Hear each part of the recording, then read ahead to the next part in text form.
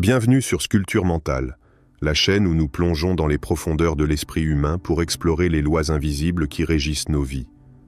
Ici, chaque idée est un outil, chaque pensée une opportunité de transformation. Aujourd'hui, nous abordons un sujet fascinant et perturbant. Pourquoi les personnes intelligentes effraient-elles la société? Pourquoi, au lieu d'être célébrées, celles et ceux qui détiennent les clés de la compréhension sont-ils souvent perçus comme des menaces? Préparez-vous à remettre en question les conventions, à explorer des territoires inexplorés de la pensée et à voir le monde sous un angle radicalement nouveau.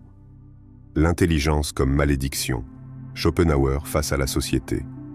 Quand un homme est intelligent, il devient souvent un être solitaire. C'est dans la solitude que se forment ses plus grandes pensées, mais aussi ses plus profondes souffrances. Avez-vous déjà réfléchi à la solitude des grands penseurs? À la manière dont leur esprit, pourtant une merveille de la nature, semble les condamner à un isolement que la société peine à comprendre? L'intelligence, loin d'être une bénédiction, se transforme trop souvent en une malédiction. Ceux qui sont capables de voir au-delà des apparences, qui peuvent percevoir la vérité dans ses dimensions les plus cruelles, se retrouvent dans un combat constant contre le conformisme et les attentes de la société. L'intellectuel, avec ses réflexions profondes, devient celui qui dérange, celui qui incarne un malaise pour ceux qui préfèrent les conforts de l'ignorance. Schopenhauer, dans sa vision du monde, disait que l'intelligence est une épée à double tranchant. Ces mots résonnent profondément dans un monde où l'on recherche la conformité plus que l'authenticité. L'intelligence est perçue comme un fardeau, car elle dévoile la vérité dans toute sa brutalité. Elle ne laisse aucune place à l'illusion, cette illusion dans laquelle la société aime se réfugier. Lorsque l'esprit se trouve au sommet de la réflexion, il ne peut que voir l'illusion qui entoure le quotidien des autres. Tout devient évident. La futilité des croyances partagées, la superficialité des conversations et la fragilité des convictions populaires. Et cela, pour l'intellectuel, est une réalité difficile à accepter. Ainsi, ceux qui osent percevoir la réalité brute et sans phare sont rejetés, effrayants, car ils bouleversent l'ordre préétabli. Pourquoi l'homme intelligent devient-il ainsi une menace? Pourquoi la vérité, quand elle est trop crue, ne peut-elle être supportée par la majorité? Schopenhauer répond à cette question par l'observation fondamentale selon laquelle la vérité ne plaît pas à la majorité. Cette vérité, souvent trop dérangeante, ébranle les fondements sur lesquels repose la stabilité sociale. Elle oblige ceux qui la rencontrent à remettre en question leurs croyances, leurs habitudes et leur structure mentale. Cela fait naître un malaise, une peur qu'ils préfèrent éviter. Dans une société qui privilégie l'instantanéité et l'ignorance, l'intelligence est perçue comme une force subversive. Ceux qui possèdent cette lumière intérieure dérangent, car ils illuminent des recoins que l'on préfère garder dans l'obscurité. Ils sont des solitaires, non pas par choix, mais par la nécessité de ne pas se perdre dans un monde qui, souvent, préfère rester aveugle. L'intelligence, dans ce contexte, devient une malédiction en soi. Elle isole, car ceux qui la possèdent ne peuvent s'épanouir que dans un espace libre de la pression sociale, un espace où l'on peut laisser son esprit errer sans être constamment ramené à des préoccupations superficielles. Ce monde, dans son fonctionnement, n'a pas de place pour l'esprit critique, pour l'observateur lucide. Et pourtant, ce mal-être est souvent perçu comme une forme d'exception, une singularité mal comprise. L'intellectuel qui remet en question les normes établies est rapidement étiqueté comme un excentrique, un original, voire un paria. Mais ce rejet est inévitable. Il est le prix à payer pour une perception du monde qui échappe à la majorité. L'intelligence, dans ce sens, devient un fardeau. Et plus l'individu prend conscience de la réalité dans sa forme la plus pure, plus il s'éloigne des autres. Ceux qui possèdent cette capacité rare de discerner la vérité, d'explorer les profondeurs de la pensée, se retrouvent progressivement étrangers à ceux qui, par peur ou par paresse intellectuelle, choisissent de vivre dans un monde fait d'illusions. Ainsi, le véritable malheur de l'homme intelligent n'est pas seulement d'être perçu comme différent, mais d'être contraint de vivre dans un monde où sa lucidité est une anomalie. La société lui préfère des existences banales, des esprits conformistes qui ne remettent jamais en cause l'ordre établi. Par cette uniformité, la majorité crée un climat de confort dans lequel l'individu peut s'épanouir sans danger. Mais ce confort, comme un manteau de fer, étouffe les esprits curieux, les empêche de respirer, de chercher plus loin. L'intellectuel, lui, ne peut se contenter de cette sécurité de l'ignorance. Il doit chercher, interroger et s'élever. C'est là que la tragédie de l'intelligence réside. Les esprits les plus brillants, ceux qui ont cette capacité rare de voir et de comprendre le monde dans toute sa complexité, sont souvent seuls, rejetés dans un coin de la société. Et ce rejet n'est pas toujours conscient, mais plutôt une forme de défense collective. Car la vérité, aussi pure soit-elle, est souvent trop violente pour être acceptée. Ceux qui osent la porter doivent donc assumer ce rôle de solitaire, ces bâtisseurs de ponts entre la réalité et l'illusion, ces faiseurs de lumière dans un monde sombre. Mais peut-être, au fond, ce rejet n'est-il pas la véritable malédiction? Peut-être que cette solitude imposée est le prix de la liberté intérieure, la liberté de penser, de questionner, de regarder sans ciller. La société, dans son besoin d'ignorance, rejette ceux qui peuvent offrir la vérité, mais c'est justement ce rejet qui libère l'intellectuel de l'étreinte des normes sociales. Et, paradoxalement, dans cette solitude se trouve la véritable liberté. La peur de l'intelligence, Schopenhauer et l'incompréhension sociale. Les gens intelligents ne peuvent pas vivre dans une société où l'illusion règne, car l'illusion est l'armure de l'inconscience. Dans un monde où les façades d'apparence sont souvent plus valorisées que la réalité, la peur de l'intelligence se cache bien plus profondément que ce que l'on pourrait imaginer. Schopenhauer, dans sa sagesse brutale, a capturé cette idée avec une clarté glaciale. Ceux qui osent voir au-delà du voile de l'illusion deviennent les ennemis des masses, non pas en raison de leurs actions, mais de leur perception de la réalité. L'intelligence, loin d'être un simple outil d'acquisition de connaissances, se transforme en un danger pour ceux qui préfèrent vivre dans l'ignorance, enveloppés dans leur petite vérité confortable. Mais pourquoi cette peur? Pourquoi, dans une société qui clame à tout va que la connaissance est la clé, ceux qui possèdent véritablement cette clé sont-ils perçus comme des menaces? Cette peur ne découle pas simplement du fait que l'intelligence met à jour des vérités qui dérangent, mais surtout du fait que l'intellectuel, en dévoilant la vérité, renverse des constructions sociales bien établies. Chaque parole, chaque réflexion d'un individu lucide peut affronter les piliers d'une société fondée sur des illusions collectives. C'est là que la véritable tension émerge. La peur naît, non pas d'une confrontation individuelle, mais d'une attaque directe contre l'ordre établi. Car, en un instant, ce que l'on croyait vrai, ce que l'on tenait pour immuable, peut être démoli par un regard trop perçant, par une parole trop précise. Lorsque l'intelligence s'exprime librement, elle ne se contente pas d'interroger l'individu. Elle remet en question le monde dans lequel cet individu vit. Elle brise les murs invisibles qui nous séparent de la vérité. Ce déchirement est le moteur de la peur sociale. L'intellectuel devient alors un paria, un solitaire non pas par choix, mais par la nécessité de sa propre perception de la réalité. Dans un monde où la pensée automatique règne en maître, il est l'exception, celui qui brise l'harmonie fragile des masses. Il est celui qui, dans sa quête de vérité, devient un miroir trop douloureux pour ceux qui préfèrent rester aveugles à la condition humaine. Schopenhauer l'a bien compris. Les gens détestent ceux qui ont une plus grande capacité intellectuelle qu'eux, car leur propre ignorance devient plus évidente. Cette phrase résonne profondément, car elle dévoile une vérité que beaucoup refusent d'admettre. L'intelligence est un fardeau dans un monde où l'ignorance est souvent plus facile à porter. Ceux qui détiennent la lumière de la lucidité se retrouvent isolés, rejetés, non pas en raison de leurs actions ou de leur caractère, mais en raison de leur capacité à voir ce que les autres préfèrent ignorer. Cette peur de l'intelligence, de l'autre, de celui qui brise les règles tacites, n'est-elle pas en fin de compte une projection de notre propre insécurité? Si l'on admet que l'autre a raison, si l'on accepte de voir ce qu'il voit, alors il nous faudra remettre en question tout ce que nous avons bâti, tout ce en quoi nous avons cru. La vérité n'est pas une simple révélation objective, elle est aussi une porte d'entrée vers un monde plus grand, plus complexe et plus difficile à accepter. Une société qui rejette les personnes intelligentes ne fait pas qu'écarter un individu. Elle évite de se confronter à la réalité de ses propres faiblesses et de ses propres contradictions. Le monde du conformisme se nourrit de ce rejet. La société préfère construire des murs invisibles pour se protéger des vérités dérangeantes. Elle préfère la tranquillité d'un monde d'illusions à l'agitation d'une remise en question constante. Mais la question persiste. Pourquoi cette peur? Pourquoi est-ce que l'intelligence, cette faculté de raisonner et de comprendre, effraie-t-elle tant les masses? Schopenhauer nous invite à réfléchir sur cette étrange dynamique. L'intelligence véritable, celle qui questionne et remet tout en cause, est souvent rejetée. C'est une intelligence qui déchire les voiles de l'illusion et déstabilise le confort des croyances populaires.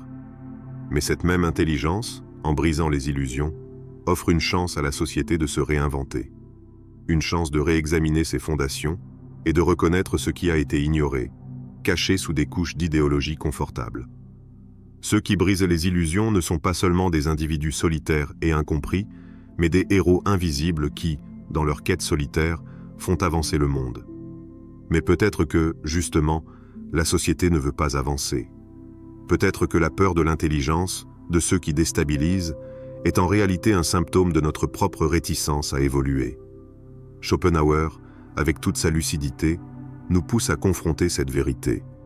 Peut-être, en fin de compte, que la société a peur de l'intelligence, non pas parce qu'elle est dangereuse, mais parce qu'elle exige que nous changions, que nous grandissions, et que nous acceptions de remettre en question tout ce que nous avons cru être la vérité. Que se passe-t-il alors lorsqu'une telle personne, armée de sa compréhension, vient briser le monde d'illusions dans lequel nous vivons? Et pourquoi, au lieu de l'accueillir, la société choisit-elle de la rejeter, de l'ignorer, ou pire encore, de l'attaquer? Ces questions sont essentielles si nous voulons comprendre la véritable peur de l'intelligence qui, souvent, devient plus oppressante que l'ignorance elle-même. L'intelligence est le prix de la liberté, Schopenhauer est la solitude choisie. La vérité ne se trouve pas dans les foules, mais dans la solitude des individus qui osent la chercher. Dans un monde où la conformité semble être la voie vers l'acceptation, Schopenhauer met en lumière une vérité dérangeante mais fondamentale. La quête de la vérité impose souvent un prix considérable, celui de la solitude. Ce n'est pas une solitude imposée par l'isolement social, mais une solitude choisie, une séparation consciente de la masse, une décision intérieure qui découle de la prise de conscience que l'intelligence véritable est un voyage intérieur qui peut difficilement être partagé. Mais pourquoi, en définitive, cette solitude? Pourquoi les individus dont la pensée transcende celle de la majorité doivent-ils se détacher de ce même monde qu'ils ont appris à comprendre? Schopenhauer l'exprimait avec force. Les grandes âmes sont condamnées à la solitude. Mais cette solitude n'est-elle pas aussi un refuge pour l'esprit supérieur, une protection contre l'anxiété sociale qui engloutit ceux qui cherchent à plaire, à se conformer, à s'intégrer?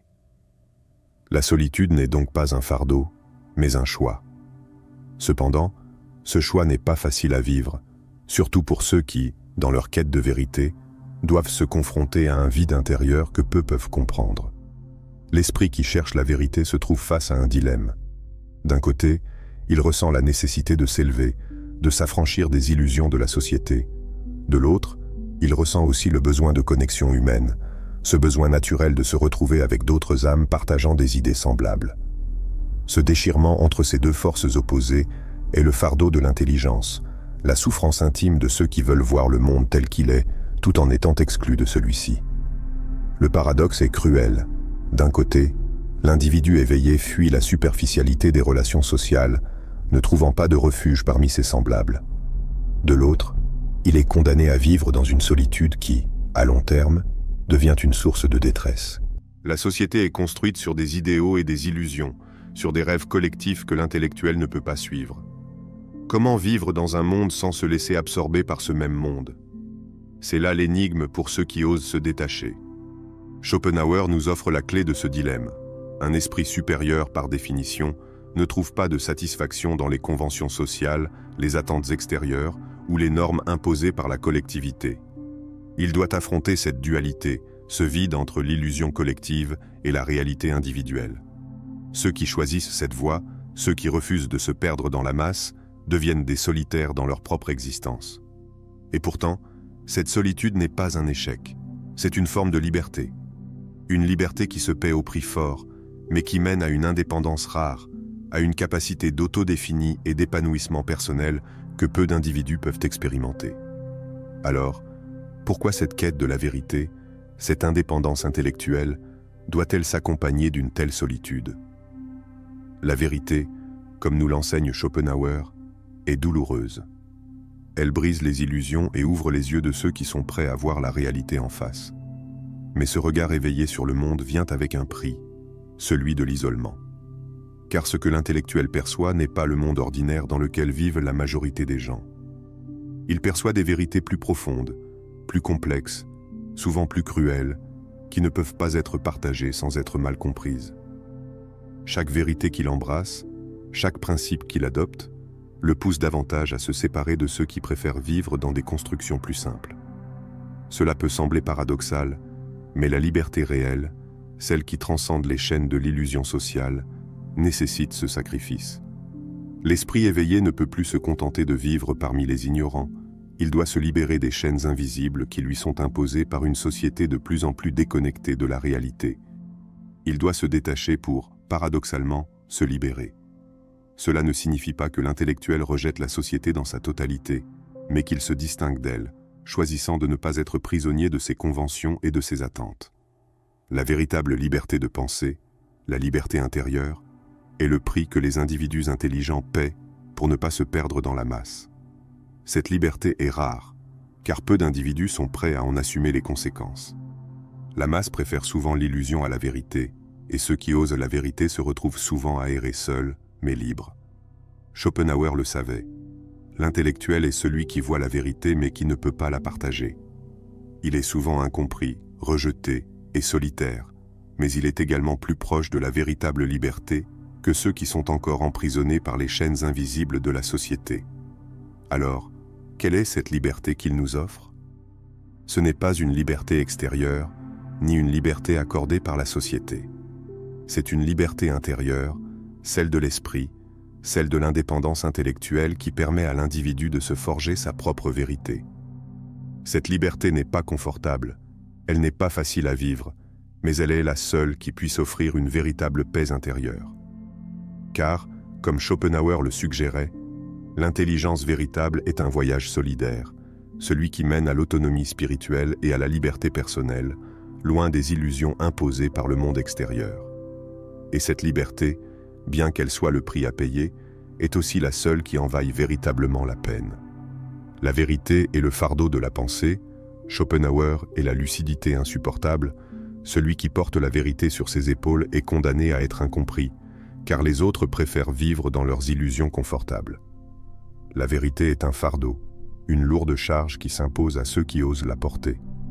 Dans un monde où l'on s'efforce constamment d'éviter la douleur de la réalité brute, ceux qui parviennent à comprendre la complexité du monde dans toute sa brutalité sont souvent considérés comme des parias. Leur pensée va au-delà de ce que la majorité est prête à affronter. Ils dévoilent les rouages du monde, souvent dérangeants, inconfortables ou même cruels. Mais qu'advient-il de ces individus qui osent briser l'illusion, ces éveillés, ces âmes lucides qui regardent le monde sans les filtres agréables que la société propose? Ils se retrouvent, inévitablement, dans une solitude imposée, rejetés par ceux qui préfèrent le confort intellectuel, l'ignorance douce et réconfortante. Schopenhauer nous met en garde, dans sa profonde sagesse, en affirmant « La pensée est une torture, mais elle est aussi une liberté ». Ce paradoxe résume la situation des individus éveillés. La pensée, lorsqu'elle se heurte à la réalité sans phare, devient une épreuve, une torture existentielle. Pourtant, cette torture est ce qui les distingue, ce qui leur permet d'atteindre une forme de liberté authentique, une liberté qui ne dépend ni des approbations sociales, ni des illusions collectives. C'est cette pensée qui refuse de se plier, qui regarde la vérité en face, qui ouvre un chemin vers une indépendance que peu d'individus sont prêts à emprunter. Cette capacité à affronter la réalité, à refuser de se laisser emporter par le courant des croyances populaires, constitue une forme de rébellion spirituelle. Mais pourquoi ce fardeau devient-il si difficile à porter? Pourquoi la pensée véritable, qui s'efforce de voir au-delà des apparences, dérange-t-elle tant? La société, dans son ensemble, possède une sorte de mécanisme de défense qui l'empêche d'accepter tout ce qui remet en question son équilibre fragile. Dans ce monde qui préfère la stabilité et l'illusion à la vérité brute, ceux qui possèdent cette lucidité deviennent des menaces. Ils font vaciller les structures confortables sur lesquelles reposent les croyances collectives. Ceux qui détiennent cette forme de vérité ne sont pas simplement perçus comme des intellectuels, mais comme des perturbateurs de l'ordre social. Leur existence même devient un défi pour une société qui ne veut pas voir la réalité en face. La vérité met en lumière ce que la société préfère ignorer, et cette lumière devient insupportable pour beaucoup. Ainsi, la vérité se révèle être une épée à double tranchant. D'un côté, elle offre la liberté de penser, d'agir, de voir le monde tel qu'il est, sans filtre ni illusion. Mais de l'autre, elle condamne celui qui l'embrasse à la solitude. La société, qui préfère la paix illusoire de la croyance partagée, refuse d'accepter ceux qui ne se conforment pas à cette vision. Ces individus lucides, qui ont choisi de porter le fardeau de la vérité, se retrouvent isolés, incompris, souvent rejetés ou moqués. Mais peut-être que cette solitude n'est-elle pas un fardeau, mais un signe de liberté ultime. Une liberté qui ne se trouve pas dans l'adhésion aux normes sociales, mais dans le courage de s'affirmer tel que l'on est, d'être soi-même sans avoir besoin de l'approbation des autres. Loin de représenter une faiblesse, cette solitude est une forme de puissance intérieure. Elle est le prix à payer pour ne pas se perdre dans le conformisme, pour ne pas se laisser engloutir par le confort des illusions sociales. Ce rejet, cette indifférence ou même l'hostilité dont sont souvent victimes les individus lucides ne sont pas des échecs, mais des signes de leur indépendance. Car ceux qui osent porter la vérité sur leurs épaules sont libérés des chaînes invisibles qui entravent ceux qui vivent dans l'ignorance ou la superficialité. Leur liberté est celle de l'esprit, une liberté qui permet de s'élever au-dessus des conformismes, des attentes et des fausses sécurités qui guident la majorité. La vérité, lorsqu'elle est portée par ceux qui osent la regarder sans détour, devient une lumière, certes aveuglante pour ceux qui préfèrent la pénombre des illusions, mais une lumière précieuse pour ceux qui choisissent de la suivre. Cette lumière est à la fois une bénédiction et une malédiction. Elle éclaire le chemin, mais elle isole. Pourtant, il n'est pas de plus grande liberté que celle de vivre en accord avec ce que l'on sait être vrai, même si ce chemin est solitaire. Cette liberté n'est pas de l'évasion, elle est un engagement profond envers soi-même, envers la vérité, envers une vision du monde qui se place au-dessus des faux conforts proposés par la société. Et si ce fardeau de la vérité, cette solitude choisie, n'était pas simplement une conséquence de la pensée, mais l'expression même de la liberté spirituelle. Cette liberté que peu sont prêts à embrasser, car elle ne s'accompagne pas de la douceur de la validation sociale, mais de la dureté de la solitude.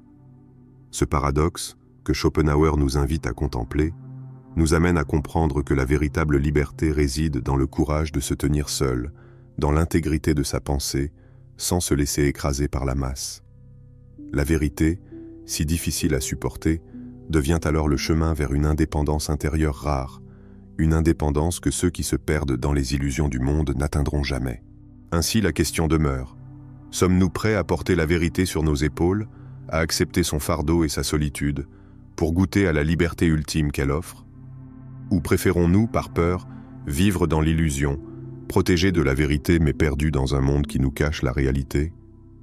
La liberté véritable n'est-elle pas celle d'être sans compromis, celui que l'on est destiné à être, même au prix de l'incompréhension des autres? Dans ce monde où la conformité règne, l'intelligence véritable peut sembler être un fardeau difficile à porter. Ceux qui osent voir au-delà des apparences, qui remettent en question les normes et qui cherchent la vérité dans toute sa complexité, se retrouvent souvent seuls, incompris, rejetés par ceux qui préfèrent la sécurité des illusions. Mais peut-être que c'est précisément dans cette solitude que se cache la plus grande forme de liberté, celle de penser, de remettre en cause, de ne jamais se laisser étouffer par les conventions sociales. Chez Sculpture Mentale, nous vous invitons à embrasser cette quête de vérité, à ne pas avoir peur de l'intelligence, même lorsqu'elle dérange, même lorsqu'elle isole. Si vous aussi vous cherchez à comprendre le monde dans sa profondeur, à libérer votre esprit des chaînes de l'ignorance, alors rejoignez-nous. Abonnez-vous à notre chaîne pour ne jamais manquer une occasion de développer votre pensée, d'élargir votre vision et de découvrir les vérités qui façonnent le monde. Ensemble, nous pouvons faire de cette quête un voyage de transformation et d'éveil. N'oubliez pas de liker cette vidéo si elle vous a parlé et partagez-la avec ceux qui, peut-être, sont prêts à voir au-delà de ce que la société leur présente.